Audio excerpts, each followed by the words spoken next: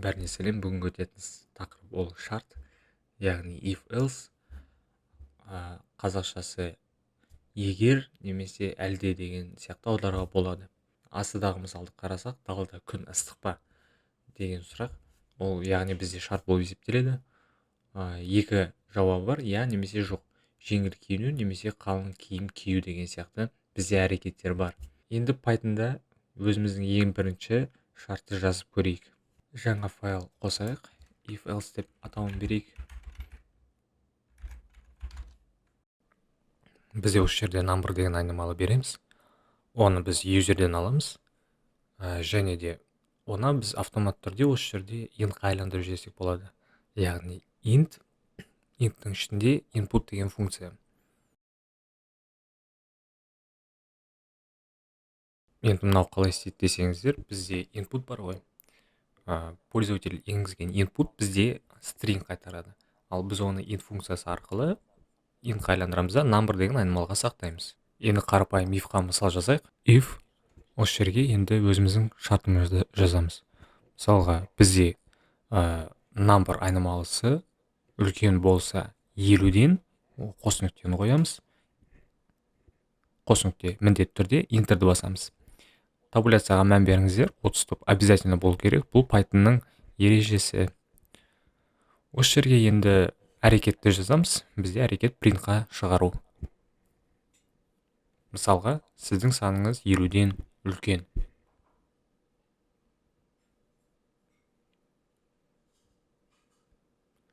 Енді келесі блок, егер біздің бірінші шартымыз орындалмаған жағдайда, else блокі орындалатындай шарт жасайық. Әлде деп аударсақ болады else-ні. Сіздің саныңыз 50-ден кіші.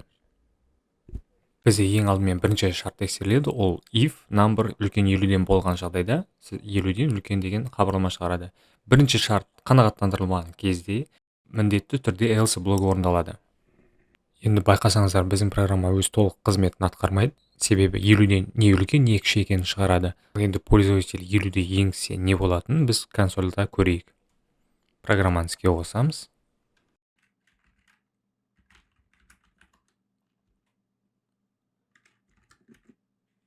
Енді көріп отқандарыңыздай, бізде сіздің саныңыз 50-ден кіші деген қате хабарлама берді. Бұл жерде else блог орындалып тұр, себебі біз шартты толық жазған жоқпыз. Енді осы жерде бұл қатені өңдеу үшін бізге elif деген блок керек. Elif деп жазамыз. Бұл бізде if сияқты шарт қабылдайды. Яғни біздің number'ымыз тең 2 тең белгісімен белгіленеді. Тең 50-ге. Қос нүкте қоямыз да, интерді басамыз. 30 топтарды дәл if-тік сияқты. Осы жерге 50-ге тең деп жазамыз. Енді программаны іске қоссақ, 50-ге осы жерде бізде сіздің саныңыз 50-ге тең деген хабарлама берді. Көріп отқандарыңыздай, бұл if, else, elif өте аса қиын емес. Тіпті синтаксисін жаттай алмасаңыздар да, әрқашанда Google-ды қарап, сол жерден синтаксисін қарап отырсаңыздар болады. Енді салыстыру операторларына көшейік. Бізде үлкен, кіші, үлкен не тең, кіші не тең, және тең немесе тең емес деген бізде салыстыру операторлары бар. Біз бұлардың әрқайсысына тереңнен тоқталмаймыз. Сіздер үй жұмысы ретінде өздеріңіз осы салыстыру операторларымен программа жазып көріңіздер. Міндетті түрде. Енді сәл қиынырақ мысал жасайық. Мысалға бізде input пользовательден сұрайды. Сен студентсің ба деп. Егер ол иә деп жауап берсе, қай курстасың дейді. Ал жоқ деген жағдайда сен қай сыныпта оқисың деп шығарып беретін қарапайым программа жазайық. Ол үшін бізде number емес енді керегі. Айнымалының атауын user choice деп берейік. Бізде int айландыратын керек емес функция, себебі біз string қабылдаймыз. Сіз студентсіз ба деп осы жерге жазамыз.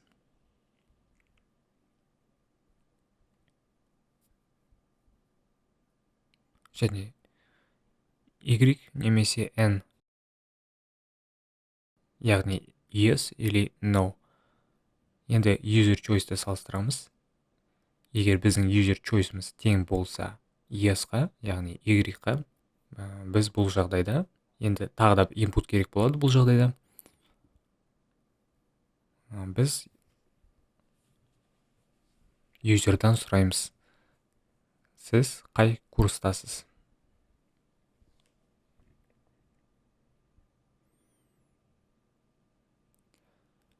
Енді бізге elif блокі керек емес бұл жерде. Енді else-ға тағы да бір input керек болады. Бұл жерге сіз қай сыныптасыз деп сұраймыз. Енді біз input нәтижесін айнымалыға сақтайық. Айнымалының атын курс деп бере салайық. Қазір енді мысал ретінде біздің курсымыз 3-ке тең немесе кіші болған жағдайда сәтті оқу тілеймін деген хабарлама, егер 4-ке тең болған жағдайда сәтті жұмыс табуыңды тілеймін деген хабарлама шығарып көрейік. Енді біз бұл жерде жаңағы if-тің ішінде if-ті қолдансақ болады. Ол үшін біз 30 топтарына мән беруіміз керек. Себебі біз if-ті 30 жасақ, ол жаңа if болып кетеді. Себебі бізге бұл жерде керегі, if егер студентпін деп таңдаған жағдайда ғана келесі if блогы орындалу керек. Сол үшін 30 топқа мән беріңіздер. Енді if біздің курсымыз кіші немесе тең 3-тен болған жағдайда біз хабарлама шығарамыз. 30 топтарына мән беріңіз. Бұл өте маңызды.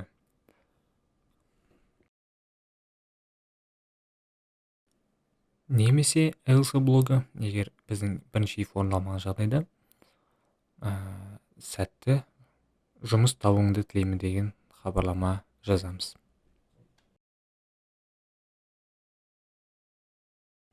Енді осы жерде біздің пользователіміз студент болмаған жағдайда, яғни no деген таңдаса, онда бізге одан қай кластасың деп сұрайтыны керек. Осы жерде айнымалының атауына класс деп берейік. Сіз қай сыныптасыз деген хабарлама сұраймыз.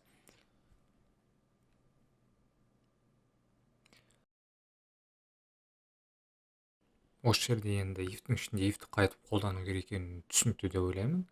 Оны қайта-қайта жаза бермеу үшін осы жерде f-string арқылы енді сіз қай класста оқисыз деп хабарлама шығарайық.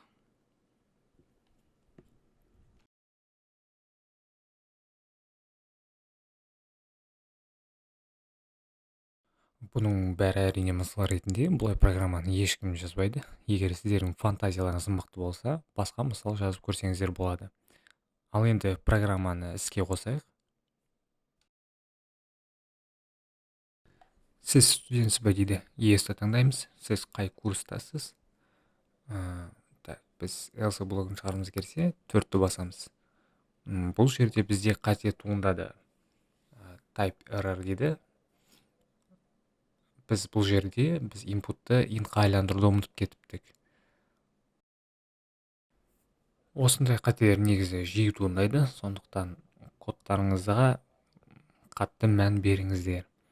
Программаны қайтадан іске қосайық. Yes, 4. Сәтті жұмыс табуыңызды тілеймін дейді. Біздің программа енді өзіміздің ойдағыдай жұмыс істеп тұр деген сөз. Енді алдыңғы сабақта біз дене массасының индексін есептедік қой. Енді осыны кішкене модернизировать етейік. Біз дене массасының индексін есептеп, оны мына таблицаға сәйкес жаңағы категориясын шығарамыз. Егер де мысалға 16 аралығында болса, недостаточный дефицит массы тела деген сияқты хабарлама шығарамыз. Енді бізге осы жерде екі айнымал керек.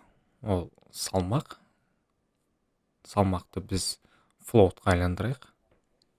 Float жақшаның ішінде input, жақша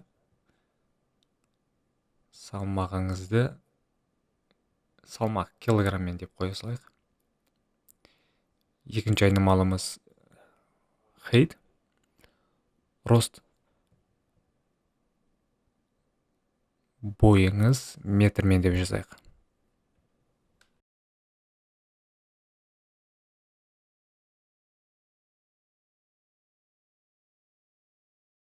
Енді біз осы жерде дене массасының индексін есептеу керек. Ол үшін біз дене массасының индексі DMI деген айнымалыға қосайық. Ол жерде естеріңізде болса, біз салмақты бойға бөлеміз. Бой ол бойдың екі дәрежесі. Яғни салмақ бөлінген бойдың екі дәрежесі.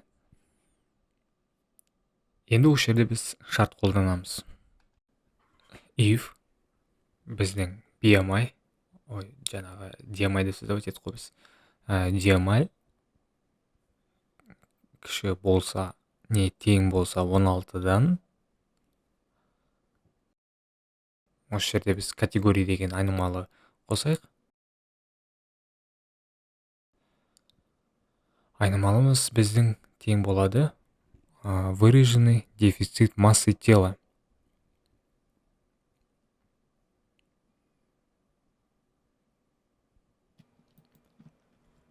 Бізде шарт көп болғаннан кейін біз элифтарды өте көп қолданамыз бұл программада. Яғни элиф бізде екінші шартымыз дене массасының индексі 16-дан кіші болған жағдайда, немесе және де DMI-мыз біздің кіші не тең 18,5-тен. Осы жерге де категорияның енді мәнін өзгертеміз. Бізде бұл недостаточный дефицит массы тела деген хабарламаны шығарамыз. Енді қалған шарттардың барлықтарын өздеріңіз жазып шығасыздар деп ойлаймын. Кестеге сәйкес мен әзірге видеоны паузаға қоя тұрамын. Көріп отқандарыңыздай мен Википедиядағы кестеге сәйкес барлық шарттарды жазып шықтым. Көріп отқандарыңыздай бізде ең соңғы else блогы ешқандай шарт қабылдамайды.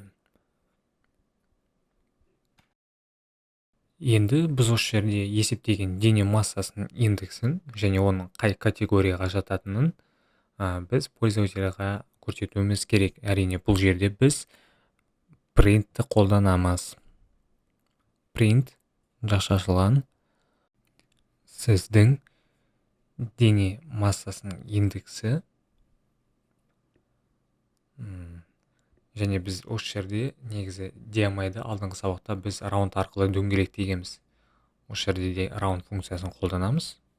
Раунд жақша ашылған біздің дене массасының индексі. Және де екінші параметр ретінде 2-ні қоямыз.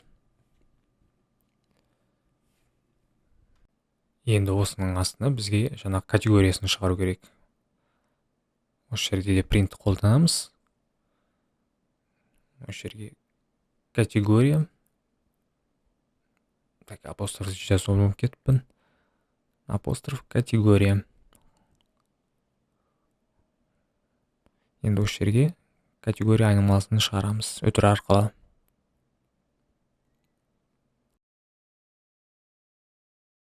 Программаны іске қосамыз.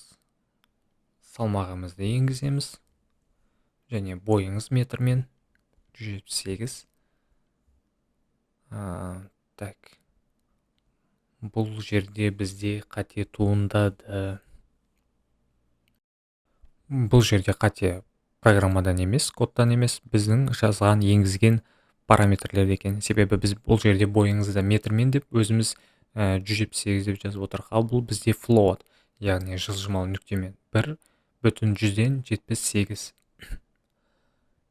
Енді көріп отқандарыңызда бізде біздің DMI-мыз осы шарттың арасына кіріп кетеді. Яғни біздің программа корректность деп тұрған деген сөз. Енді біз мынаны орнына қайтын келтірейік. DMI-мызды дөңгелектеп. Сіздің дене массасының индексі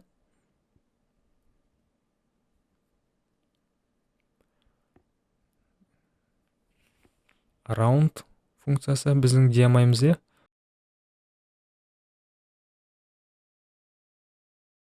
Кодымызды соңғы рет іске қосып көрейік. Осы жолы басқа параметрлар беріп көрейік. Салмақты 100 килограмм дейік. Бойымызды 1,60. Так, сіздің дене массасының индексі 39,6 дейді.